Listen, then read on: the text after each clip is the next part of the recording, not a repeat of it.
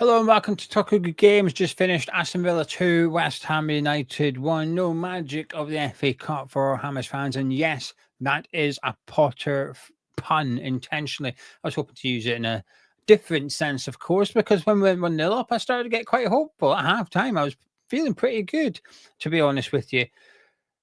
To sum it up, I will sum up the game already and then we'll talk about the match itself. I think I could tell we had a new manager. I think I could tell he's only had one training session and we haven't done anything in the January transfer window yet. That's my summary of the match to some extent. But I'll be honest with you, I'm feeling pretty positive. Despite the defeat, I'm feeling pretty good about what I've just seen. And when I say that, I could tell we had a new manager. It wasn't that there was no tactical changes or anything. There was, but let's discuss it. And before we go into it, if you're new to the channel, please do subscribe and also do drop a like on the video as well by clicking thumbs up. Drop a like on the video by clicking thumbs up. Helps the channel out. Thank you very much. Anyway, after 9 minutes, it was 1-0 West Ham. Lucas Paqueta scoring. I was intrigued as to how we were going to set up when the starting 11 came out, because obviously Potter historically prefers 3 at the back, but do we really have the players at West Ham to do that tonight? Did he have enough time to implement that? And to be honest with you, I quite liked it with what he was doing with Summerville out there, and I think it was working. I think it was causing Aston Villa quite a lot of bother. And Paqueta almost scored after about a minute or something. An effort from maybe 20 yards flew past the post, and it was a really good strike. I'll be honest with you, when he had the ball, I thought crossing. When he went to shoot, I thought, what are you doing? Was a really good effort. I let him away with that one. But it was a really good move by West Ham to make it 1-0. Ball into Fullkrug, knocks it down, gets played out to the right-hand side to Summerville. Takes his time, very composed, picks out Paqueta. It's not a crossing, gets lucky. He picks out Lucas Paqueta. Sometimes in those positions, sometimes players can make the wrong decision, but the execution is okay. Or they make the right decision, but the execution is poor. Summerville did both things very well. Right choice. Played it perfectly. Great finish by Lucas Paqueta. 1-0 West Ham. And to be honest with you, for the entire first half, I thought we were really good. I don't think Villa were great, okay? Let's be fair. I don't think Villa turned up in the first half, but I don't really care, okay? It's irrelevant. I'm a West Ham fan. I'm biased. I thought we're maybe 7 out of 10, but when you take into consideration Potter's had one training session with them, I think we were probably an 8 or a 9 out of 10. My enjoyment was through the roof, to be honest with you, because coming into this week, obviously with expectations Lopetegui was going to be in charge, I had no hope for this game. Because of the managerial change, I had hope and excitement, but at halftime, I was really happy with what I'd just seen, and I had a lot of hope for the second half. I think tactically, I thought we were brilliant. I thought the press high up the pitch was really good. I thought the energy from the players was fantastic in the first half. It looked like every player knew their role. And whilst there was, it was sort of like a 4-2-3-1 out of possession. Well, in possession was a 4-2-3-1 out of possession. Summerville was dropping back into a wing-back role. We were executing it really well. Bear in mind, Summerville usually plays on the left. So he's now on the right, getting back in defending. Caruso's gone a little bit more central. Paqueta's back out onto the left-hand side where we've seen the best of him at West Ham under David Moyes. Excellent. I was really pleased at halftime. And then came the second blow. The first blow we'll discuss in 5 or so minutes, but the second blow came, which was Summerville going off injured. And I think this is what killed the game for West Ham, because the first blow I felt like we could maybe have got by without it. But not this one. Summerville going off. And this is where I thought Potter got a lot right tonight, but he got a lot. I say a lot. He got some things wrong. That's why at the start I said I think I could tell Potter's only been here for one training session, because I think give it a week or 2 weeks, 3 weeks. I'm not sure if this happens again. I don't think it's Soufal that comes on. I think he came on because we were leading. And he doesn't know much about Guilherme. There's not much there for Graham Potter to know about Guilherme. Maybe in a month's time, it's Guilherme that comes on. Maybe he does something differently. But Soufal coming on, I thought Summerville going off was a blow, because I thought he was excellent in the first half. I thought he was our best player in the first half. An important role too, that hybrid. He had the most difficult role in the first half for West Ham, as far as I'm concerned. So Soufal coming on, he was never going to be able to do that. So Wan-Bissaka got moved forward, went to more of a 3 at the back, and I think it just killed us completely. I thought we were under the cosh then. We're struggling to get forward. And it's excusable, by the way. I'm not saying this is Potter's fault. He should know better. I'm making excuses for him. I don't blame him for bringing Soufal on. I just think it was the wrong sub to do, because I've seen West Ham more than Graham Potter. Most of the people watching this have seen Vladimir Soufal play more than what Graham Potter has. The people watching this will know more about Soufal than Graham Potter for now. He will get to know Soufal, etc. But right now, when Soufal come on, I think there was more West Ham fans going, "Oh, I'm not sure about this one, Graham." We know more about Soufal. I'm not saying we know better. We can judge football better than Potter. That's not what I'm suggesting. In regards to minutes watched, we have. Villa got better in the second half, though. I think they cranked it up, and we started sitting back a little bit. And when they made it 1-1 through Onana, it was coming. Now, this goal is obviously riddled with issues. It was coming, but it shouldn't be a goal. To give that as a corner is a disgrace, really. There's no way that linesman knows that's a corner. The flight of the ball is the same. It doesn't move. It looks like Kilman might flick it. Kilman tries to head it, and the linesman's assumed he's headed it. And you can't do that. You cannot assume he's touched the ball. You only give it if you know you've given it. Now, I know a lot of people, I'm going to say something really, really controversial here. Everything here, this has been the most controversial thing. Somewhere here, that side of me, I have a book, right? I've never done this on a video before. I'm going for it. I have a book here. Mark Clattenburg. I know, right? I know. I like reading stuff like this, okay? But I remember in that book, the bald guy, Kalina, when he was there, I assume he still is, head of referees or whatever, he had this like convention where the UEFA referees went, and he played out this scenario to the referees in the room and said the ball goes out, but you don't know if it's a goal kick or a corner, what you're giving. And Mark Clattenburg said, well, you give the goal kick. So it was like, well, why? And he explains this in his book. He says, why? He goes, because it's incredibly unlikely that team is going to score from a goal kick, but there's a chance the other team will score from a corner, and you don't want to get it wrong, because if you give a corner and it's not, and they score, you've wrecked it. But you give a goal kick, they're probably not going to score. And it was meant to be a corner, you get away with it. And I couldn't help but think of that when that played out. There's no way they knew that was a corner, not a chance. He's quite far away from it as well. Regardless, the corner's given. It's up to West Ham to defend it now. The ball comes in. I don't think it's a foul on Paqueta. There's a push.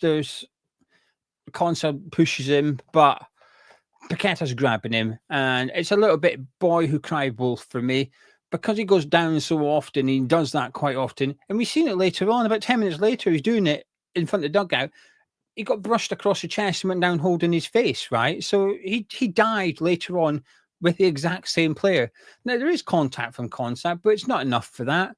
Get on with things. But referees will know he does that. He overreacts. He plays.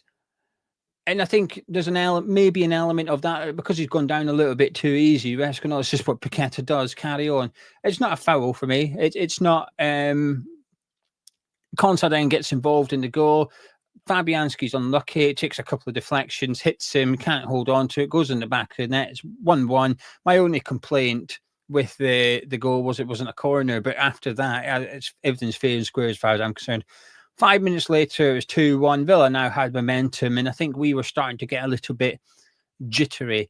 The energy that we'd seen in the first half wasn't really there in the second half. I think there were some players, their performances had started to dwindle as well, like Mohamed Kudus, for example. I don't think he was as good in the second half as he was in the first half. However, he was missing Summerville next to him, and now Wan-Bissaka, and I think that made a significant difference. But Villa were on top, and they got the second goal, and it was one of them where you feel like it was coming again. Decent play by Aston Villa, to be honest with you. Watkins just runs at Mavropanos, who I thought didn't have a great game, put the ball across, and Kilman's half sleeping, half wrong-footed. Rodgers reads the play better, gets in front of him, puts in the back of the net, 2-1. But at that point, I thought, oh, right, okay, that's it. We're out now. But 5 minutes later, maybe, we started to have a little bit of a go. And I actually started to get quite excited. We were having a flurry of chances, and Danny Ings should be doing better. That one at the very end, that's a Danny Ings. That's what he's made a career out of. So when it landed to him, I thought, go on, he blazed it over. But that last 5-10 minutes of the game, I enjoyed it, and I had belief that we could grab a goal out of that. There was a spell, though, where I was sat there watching it, frustrated at the transfer market. And it's no one's fault, really. If the board knew they were going to make a change of head coach, they couldn't really go get someone in now because they knew Lopetegui was going to get sacked. So they had to be patient, change the man, and then get busy from here on in. But when the subs were happening, Creswell come on. It was a bit, we're missing. And I thought Creswell did okay when he came on. A couple of really nice deliveries from him. But I'll be honest with you, seeing Aaron Creswell play left wing back in 2025 was not on my bingo card. And he did all right, okay? But it's not a long-term solution. But I was, Guilherme came on, Sola come on, but I was sat there thinking, we're really light with attacking options right now. We don't have another striker to bring on. And I know it would mean subbing a sub, but Ings came on after 15 minutes. It's not the same as subbing someone that's came on in the 70th minute. He's going off in the 85th, is it? Okay, it's completely different. He'd already had 70 minutes on the pitch. It's not the same scenario, but we just didn't have someone to bring on. And I was just a little bit just frustrated with the lack of options on the bench for Potter tonight, because I thought we'd made a real good go of it. Now, I think the first blow that I alluded to earlier was Fullkrug going off injured. He was only on the pitch 15 minutes. I thought he looked all right. Obviously heavily involved in the goal. Gets injured, hamstring injury. I mean, that's Tim Snyder's boy. He's just lost his job for legal reasons. That's a joke, just a joke for those keeps up with reports in the West Ham world in the last week. But when Fullkrug went down, I wouldn't be surprised if someone was hiding behind his scarf at that point, thinking, "Oh no, this is the last thing I need right now." But I was gutted for him because I think he's looked quite good when he's come back. And although it was only 15 minutes, I thought he looked quite sharp in that 15 minutes. And I think we would have done better with him on the pitch than Danny Ings. I mean, Danny Ings was poor, but yeah, it's a huge blow. We've got to get busy in the transfer market tomorrow looking at strikers. This is it. It's immediate priority now. Mavropanos went off injured, which meant we've seen Sufal playing centre-back. Also not on my bingo card. So I think we need a striker, we need a centre-back. And we also need a midfielder as well. So we're going to have to get busy. And we're going to have to look down the side of the sofa and see if there's a little bit of money available to spend, because the squad needs a little bit of surgery. And I think we already knew that, but I think it was just reiterated to us this evening. All in all, though, I think we played decent tonight. And I'm looking, even though we've got beat, I'm looking forward to the Fulham game more off the back of that, because I thought, Villa's a bloody good team. Only 2 teams have won at Villa Park all season. We have to remember that. It's a hard place to go. And the first 45, I thought we played well. I really enjoyed it. Second 45, no. I think the second 45 was a bit too defensive. And I thought we were putting on more defenders and getting worse defensively. However, that happened. But I think part of it's just down to Summerville going off injured, Potter being new here, the options in the squad not being good enough in order to continue doing what we're doing in the first half. It was frustrating. I think there was an opportunity tonight, and I'm gutted to go out of this competition, because whenever it comes around, I really look forward to it. I'm a bit of an old romantic when it comes to the FA Cup, and with Potter coming in, I thought, if we can get through Villa, this difficult one, get a bit of luck in the draw, you just never know what the future has in store. We're out now. We've only got the league, and I'm not even sure we've got anything to play for in that either. But given the managerial change, there's still something to keep us entertained this season, I think. But yeah, it's just a bit disappointing to go out tonight, but it's not through the fault of the players or anything. A bit frustrated maybe we didn't change the manager a week ago. I think tonight's result might have been different if Potter had longer with the players. But if my auntie had testicles, she'd be my uncle and all that. So you never know. In regards to individual performances, I agree, by the way, given Scar's man of the match. I like the fact that he gave all his Scar's man of the match. Usually it's someone on the winning team, isn't it? It was just it's a pathetic award sometimes. It's like, oh, he scored, he can have it. Ugh, you know, it's frustrating. They don't always pick out the best player, do they? They pick out someone in the winning team. Scar's got it officially. Completely agree. I thought he was fantastic, and I was a bit nervous for him when the lineup come out, because when we seen him against Brighton, I thought he got ripped apart in that left wing back role against Minty, and he had so much so he had to get moved over to the right wing. So up against Leon Bailey, you know, he's a fast, experienced right winger, but I thought he held his own and then some. And I thought Paqueta had a really good game ahead of him as well.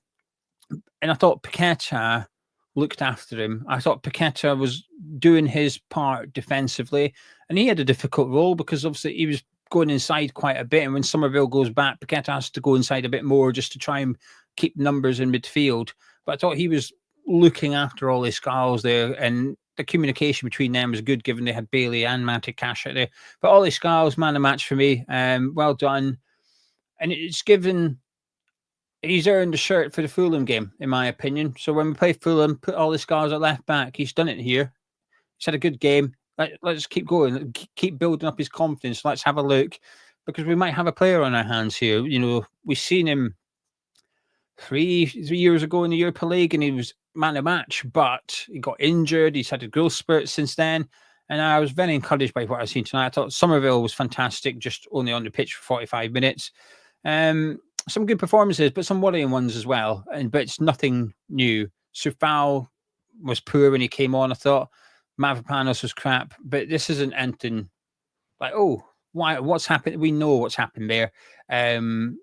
So there's going to be things that carry on from the previous reign into this one. It's up to Potter to A, identify them, and then B, resolve them, whether that's fixing it or getting them out the football club. So we'll see. Anyway, I will disappear. I'm going to love you and leave you. And before I do that, though, I just want to say a massive thank you to Billy for the £5 super chat. Thank you, Billy. Very kind of you. Billy says, Summerville and Scarles were brilliant. That corner was a joke, but Potter has made my confidence in him grow for what to expect in the Premier League. I love that. I completely agree with everything he just said as well. Good performance by West Ham. Let down by a ridiculous decision by the linesman / referee, and how they got that call wrong, I don't know. It's unacceptable, in my opinion. Maybe a goal. I think a goal was coming anyway, but they don't score that. It's still 1-0 West Ham and 20 minutes to go. Frustrating to go out. I'll catch you in a bit.